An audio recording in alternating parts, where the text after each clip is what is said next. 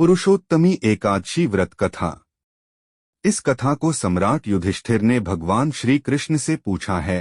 तब भगवान श्री कृष्ण इसका हल बताते हुए इस व्रत की संपूर्ण कथा सुनाएं। यदि आप यह संपूर्ण कथा सुनना चाहते हैं तो सुनिए और कृपा करके इस वीडियो को लाइक कमेंट अवश्य कीजिएगा। धर्मराज युधिष्ठिर बोले, हे जनार्दन, अधिक मास के कृष्ण पक्ष की एकादशी का क्या नाम है तथा उसकी विधि क्या है? कृपा करके आप मुझे बताइए।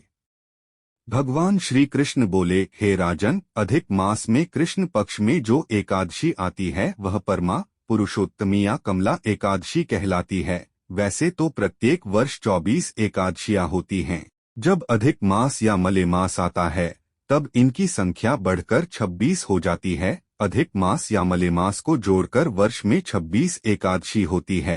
अधिक मास में 2 एकादशी होती है, जो पद्मिनी एकादशी या शुक्ल पक्ष और परमा एकादशी या कृष्ण पक्ष के नाम से जानी जाती है। ऐसा श्री कृष्ण ने अर्जुन से कहा है। भगवान श्री कृष्ण ने अर्जुन को इस व्रत की कथा व विधि भी बताई थी।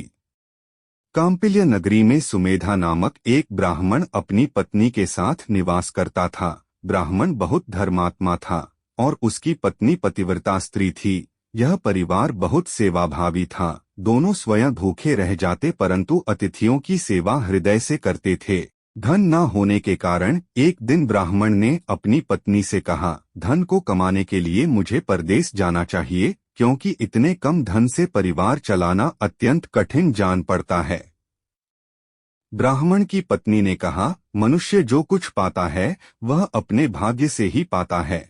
हमें पूर्व जन्म के कर्मानुसार उसके फलस्वरूप ही यह गरीबी मिली है। अत यहीं रहकर कर्म कीजिए, जो प्रभु की इच्छा होगी वही होगा।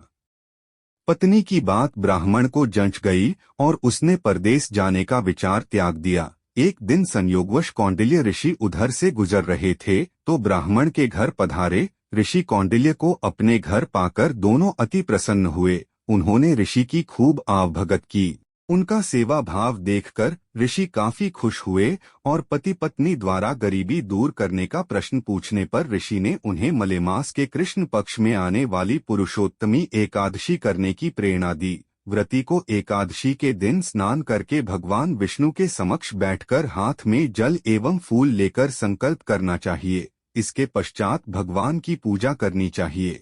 इसके बाद ब्राह्मण को भोजन करवाकर दान दक्षिणा देकर विदा करने के पश्चात व्रती को स्वयं भोजन करना चाहिए। उन्होंने कहा, इस एकादशी का व्रत दोनों रखें। यह एकादशी धन वैभव देती है तथा पापों का नाश कर उत्तम गति भी प्रदान करने वाली होती है। धनाधिपति कुबेर ने भी इस एकादशी व्रत का पालन किया था, जिससे प्रसन्न होकर भगवान भोलेनाथ ने उन्हें धनाध्यक्ष का पद प्रदान किया।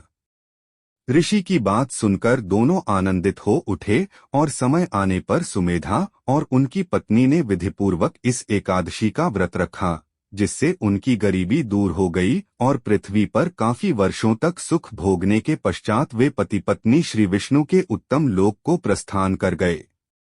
अत हे नारद, जो कोई मनुष्य विधिपूर्वक इस व्रत को करेगा भगवान विष्णु निश्चित ही कल्याण करते हैं।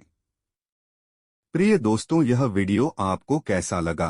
कृपया ऐसी वीडियो को देखने के लिए चैनल को सब्सक्राइब जरूर करें और वीडियो को लाइक कमेंट अवश्य कीजिएगा।